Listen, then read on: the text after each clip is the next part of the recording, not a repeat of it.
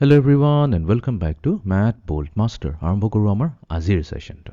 So let's say আমাৰ তাত এটা ট্ৰায়াঙ্গল আছে ABC আৰু এই ট্ৰায়াঙ্গলৰ যোনকেইটা ভিতৰত থকা এংগল কেইটা তো এইকেইটাক আমি নাম দি দিওঁ। Let's say এইটো এংগল হৈছে X, এইটো হৈছে Y আৰু এইটো হৈছে Z। এতিয়া কুৱেশ্যনটো হৈছে এই এংগল কেইটাৰ যদি আমি সামটো লৈ লওঁ X plus Y plus Z আৰু এটা বস্তু হয় এই গোটেইকেইটা মেজাৰ ক'ত দিয়া হৈছে ডিগ্ৰীত দিয়া হৈছে আমি এংগল সদায় ডিগ্ৰীত মেজাৰ কৰোঁ তেনেহ'লে ইয়াৰ ভ্যালুটো কিমান আহিব এই তিনিটা এংগল যদি এটা ট্ৰায়াঙ্গলৰ লওঁ ইণ্টাৰনেল এংগল বুলি কয় যোনটো কোৱা হয় তেনেহ'লে ইয়াৰ সামটো কিমান আহিব ওকে তো এইটো কৰিবৰ কাৰণে আমি অলপ কনষ্ট্ৰাকচন কৰিব লাগিব ওকে বেছি টাফ কনষ্ট্ৰাকচন হয় একেবাৰে ইজি তো আমি আৰম্ভ কৰিম লেটছে কোনোবা এটা সাইডেৰে তো সবতকৈ সিম্পলিচিটিৰ কাৰণে আমি কি কৰিম যোনটো বেছ আছে এই বেছটোকে লওঁ আৰু বেছৰ সাইডকেইটাক আমি কি কৰিম অলপ এক্সটেণ্ড কৰি দিওঁ ঠিক আছে এটা আমি কি কৰিলোঁ ৰাইট সাইডে এক্সটেণ্ড কৰিলোঁ আৰু এইফালে সাইডটো লেফ্ট সাইডে এক্সটেণ্ড কৰি দিলোঁ ওকে ফাইন এতিয়া নেক্সট আমি কি কৰিম এতিয়া এই যোনটো আমাৰ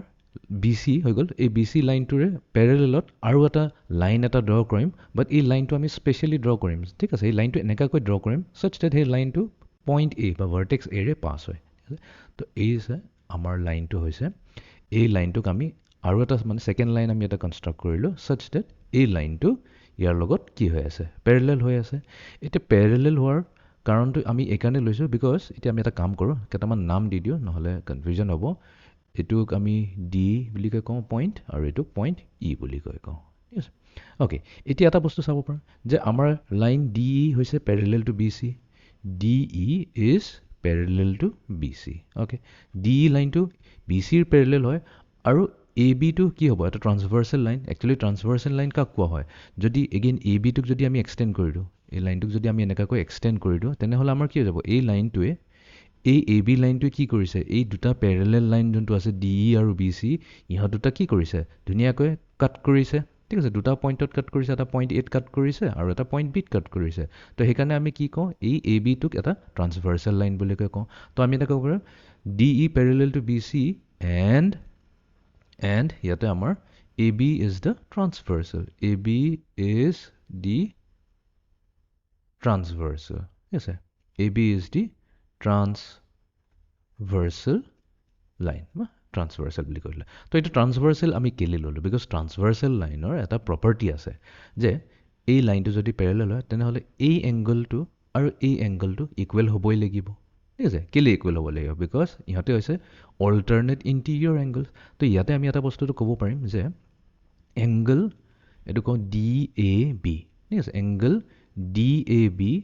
must be equals to angle কি হ'ব এংগল ABC এতিয়া ABC নকৈ পেলাই মই কি ক'ম চিম্পলি Y ডিগ্ৰী বুলি কওঁ একেই কথা আৰু ইয়াতে আমি ৰিজনিংটো দিব লাগিব এনেই লিখি দিলেতো নহ'ব আমি ক'ম যে অল্টাৰনেট ইণ্টিৰিয়ৰ ইণ্টিৰিয়ৰ বিকজ এটা এক্সটেৰিয়ৰ এংগলো থাকে এইটো হৈ গ'ল আমাৰ alternate interior angles fine okay এইটো হৈ গ'ল আমাৰ alternate interior angles next similarly আমি ক'ব পাৰিম যে এগেইন অলছ' তো এইটো আমি প্ৰথমতে নাও বুলি কৈ দি দিওঁ অলছ' আমাৰ কি হৈছে এগেইন DE আকৌ পেৰেলেল টু BC হৈছে DE পেৰেলেল টু BC হৈছে বাট এইবাৰ আমি ক'ম যে আমাৰ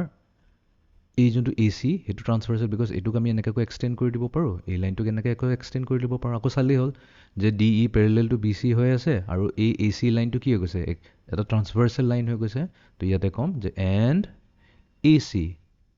ইজ দ্য ট্ৰান্সভাৰ্চেল লাইন ঠিক আছে ট্ৰান্সভাৰ্চেল লাইন মই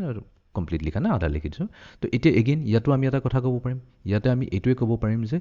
এই এংগলটো আৰু এই এংগলটো কি হ'ব লাগিব ইকুৱেলে হ'ব লাগিব আৰু এটা বস্তু ইয়াতে লিখিলোঁ যিহেতু এইটো Y হৈছে এইটো ডেফিনেটলি Y হ'ব লাগিব অ'কে আৰু এইটো যদি Z হয় তেনেহ'লে এই এংগলটো Z হ'বই লাগিব কেলৈ এইটো এগেইন হৈ গৈছে আমাৰ অল্টাৰনেট পেয়াৰ তো ইয়াতে আমি ক'ম যে এংগল কি আহিছে EAC এংগল EAC যোনটো আহিছে এইটো হৈছে কি এইটো হৈছে আমাৰ equals to Z again alternate interior angles right okay এতিয়া এটা বস্তু চাওঁ এতিয়া যদি আমি পইণ্ট Aত চাওঁ এই পইণ্ট Aত চাওঁ আমি ইয়াতে তিনিটা এংগল পাইছোঁ এটা হৈছে এংগল Y এটা হৈছে এংগল X আৰু এটা হৈছে এংগল Z এই বস্তুটো আমি এনেকুৱাকৈ চাব পাৰোঁ আমাৰ তাত এনেকুৱা এটা লাইন আছে ঠিক আছে এই লাইনটো লেটছ কল ইট এইটো কৰিলোঁ E আৰু এইটো ক'লোঁ আমি D বুলি কয় ঠিক আছে ইয়াতে এটা পইণ্ট আছে যোনটো হৈছে পইণ্ট A পৰা আমাৰ তিনিটা এংগল ওলাইছে ঠিক আছে পইণ্ট এৰ পৰা আমাৰ তিনিটা এংগল ওলাইছে এটা এংগল হৈছে এক্স ঠিক আছে এটা এংগল হৈছে আমাৰ ৱাই আৰু আনটো এংগল হৈছে আমাৰ জেড এতিয়া তিনিটা এংগলকে যদি আমি এড কৰি দিওঁ এক্স জেড আৰু ৱাই যদি আমি এড কৰি দিওঁ তো এইটোতো কি হ'ল ছাপ্লিমেণ্টাৰী হৈ গ'ল চ' ক্লিয়াৰলি আমি ক'ব পাৰিম দেখিয়ে পাইছোঁ যে ক্লিয়াৰলি কনষ্ট্ৰাকশ্যনৰ বেচিছত আমি ক'ব পাৰিম যে এই যে x plus y plus Z যদি কৰি দিওঁ এই তিনিওটাৰে চাম কি হ'ব কমপ্লিমেণ্ট ছাপ্লিমেণ্টাৰী হ'বই লাগিব তাৰমানে চাম আপ টু 180 ডিগ্ৰী তো এইটোৱে এটা ইম্পৰ্টেণ্ট প্ৰুফ এটা কৰিলোঁ যে এটা ট্ৰায়েংগল যদি লওঁ এতিয়া এইটো ট্ৰায়েংগল ডাজ নট মেটাৰ যিকোনো ট্ৰায়েংগল ল'ব পাৰোঁ ট্ৰায়েংগল হ'লেই হ'ল সেই ট্ৰায়েংগলটোত যদি আমি ভিতৰৰ তিনিওটা ইণ্টাৰনেল এংগলক যদি আমি এড কৰি দিওঁ x plus y plus z যেনেকৈ a x a y and a z তেনেহ'লে এই তিনিওটাৰে চাম কি আহিব 180 ডিগ্ৰী আহিবই আহিব